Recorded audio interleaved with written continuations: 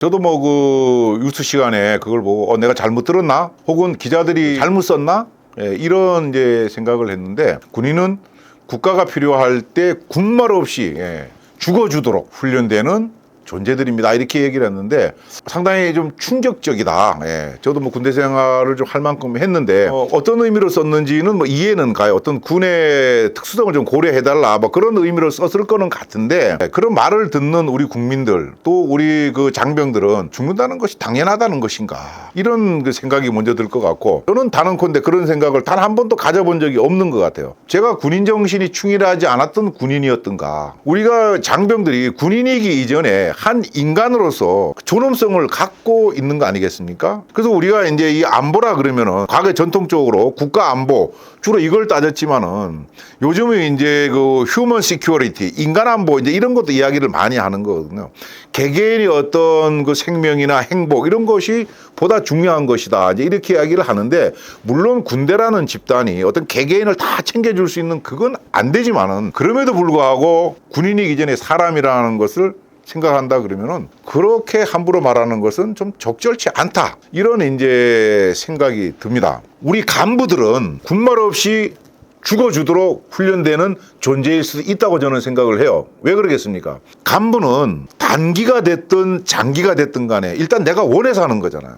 그런데 우리 병은 안 그렇잖아요. 내가 오기 싫은 군대를 국방의 의무 때문에 징집돼서 왔는데 이 사람들한테까지 군말 없이 죽어주도록 훈련되는 존재들이라고 하는 것은 대단히 잘못된 것이라고 저는 생각을 합니다. 제가 그 재수하다가 민간인에서 육군사관 생도가 되겠다고 기초군사훈련 받으러 들어가서 졸업할 때까지 4년 동안 가장 많이 들었던 구호가 화랑대에서 동작동까지였습니다. 화랑대는 육군사관학교가 있는 곳을 지칭하는 곳이고, 동작동은 그 당시에는 대전에 현충원이 없었고 서울에만 있었어요. 화랑대에서 군생활을 시작해서 국가와 민족을 위해서 열심히 봉사하다가 죽어서 동작동에 간다, 그 의미라고 우리가 수없이 교육을 받았습니다.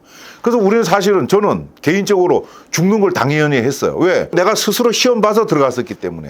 근데 과연 우리 병사들이 그런 거냐? 아니라는 거죠. 또 설령 군인이 병까지 합쳐갖고 죽어주도록 훈련되는 존재라고 하더라도 표현을 그렇게 하는 것은 대단히 부적절하다, 저는 그렇게 말씀드리고 싶습니다. 우리가 말이죠, 그 군에서 있는 지휘관들이, 저도 이제 그런 생각을 갖고 있었고, 지휘관이 부하 전우에게 줄 수 있는 가장 큰 복지 혜택이 무엇이냐, 그걸 했을 때 많은 우리 군인 지휘관들은 내 부하 전우가 전투 현장에서 싸우다가 죽지 않도록 싸우는 기술을 잘 가질 수 있도록 평상시에 교육 훈련을 강하게 시켜야 된다. 그래서 전장터에서 전투하다가 죽지 않도록 해야 된다고 그 생각을 갖고 교육 훈련표를 만들어서 교육을 시키는 거다, 이 말이죠. 그런데 죽어주도록 훈련, 이건 아니다. 우리가 말이죠, 아는 영화 중에 라이언 일병 구하기가 있지 않습니까? 그 라이언 일병 구하기는, 라이언 일병이 이제 실존 인물은 아니지만은 실제로 이제 그 2차 세계대전에 참전했던 닐런드 병장이라고, 그 사형제가 이제 갔는데 각각 연락이 안 되고 이러니까, 그 닐런드 병장한테 연락해서 형제들이 어디 있는지 모르고 그러니까 집안에 대가 끊어지면 안 되니까 귀국해라, 뭐 이런 어떤 걸 갖고 영화를 만들었다고 그러잖아요. 그만큼 목숨이 중요하기 때문에 그런 결심을 미국이 했을 거 아닙니까? 그럼 왜 이제 그 닐런드 병장 같이 라이언 일병 구하기라는 이야기가 나왔느냐? 실제로 미국이 이제 그 태평양 전쟁, 과달카날 해전에서 그 주노라 그러는 순양함에 설리번 오형제가 타고 있었어요. 근데 오형제가 일본군의 어뢰에 의해서 이 순양함이 격침이 되면서 오형제가 그냥 전사를 한 겁니다. 근데 그 전에도 미국에는 같은 형제를 같은 배에 태우지 않도록 돼 있었는데, 이 설리번 형제 중에 한 명이 해군 장관한테 편지 써서 우리는 같은 형제니까 같은 배를 타겠다고 해갖고 사실 탔던 건데, 그 일이 있고 나서 미국은 절대로 같은 형제를 같은 배에다가 안 태운다는 거죠.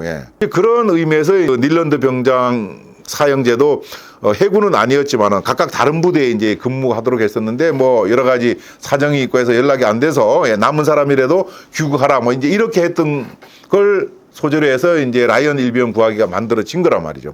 이와 같이 국가라는 것은 병 한 명의 목숨도 소중하게 생각을 해야 되는 것이고, 그런 모습을 국민들한테 보여줘야 국민들의 지지를 받을 수 있지 않겠는가, 그런 생각을 합니다. 또 저를 포함해서 군인들이 많이 봤던 영화가 위워 솔저스라는 영화가 있습니다. 멜 깁슨이 할무어 중령이라 그러는 실존 인물로 열연했던 영화인데, 그 위버 솔저스라는 것도 월남전 때 미군이 이앙드라 계곡 전투에서 실제로 있었던 그 전투를 지휘했던 할무어 중령, 나중에 이제 3스타로 전역을 했는데, 그 할무어 중령의 실화를 바탕으로 해갖고 영화를 만드는 거예요.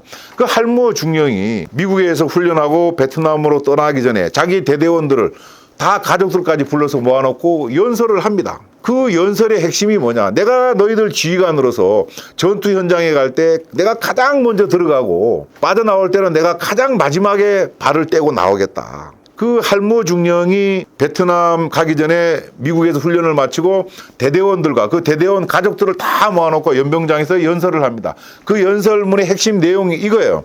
자, 우리가 이제 베트남이라는 곳으로 가는데 엄청나게 센 적이 우리를 기다리고 있다.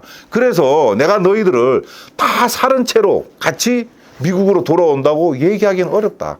그러나 내가 너희들하고 전지전능한 신한테 맹세하는데, 전투 현장에 갈 때 내가 제일 먼저 싸우러 들어가고 내가 제일 마지막에 나오겠다. 그리고 죽든지 살든지 우리 모두는 다 함께 돌아올 것이다. 뭐 이런 이야기를 하는 거예요. 그게 뭡니까? 야, 걱정하지 마라. 내가 너희들을 최대로 보호해 주려고 노력할 거야. 이것을 지휘관이 심어주니까 부하들이 설령 내가 임무 수행하다가 죽을지 모른다는 두려움이 있지만은 그런 지휘관을 믿고 따라가는 거 아니겠습니까? 그런 측면에서 어떤 의도로 말했는지는 뭐 생각은 들지만, 그럼에도 불구하고 군인은 국가가 필요할 때 군말 없이 죽어주도록 훈련되는 존재들입니다 하는 발언은 부적절하다, 그런 생각을 갖고, 우리 현재 군에 계신 간부들 대부분은 어려운 가운데 부하 전우들의 인권이라든지 복지라든지 뭐 이걸 위해서 엄청 지금 고생하고 있는 걸 알고 있는데, 혹여 부하 전우를 단순한 무슨 뭐 대대의 하나의 그냥 부품으로 생각하고 함부로 막 해도 되는 그런 부하라고 생각하는 간부가 있다 그러면은 그런 생각을 빨리 버리고, 그 부하 전우가 누군가의 귀한 자식이라는 생각을 갖고 평소부터 서로 간에 존중하면서 배려해주면서 아끼는 그런 전우회가 다져졌으면 좋겠습니다.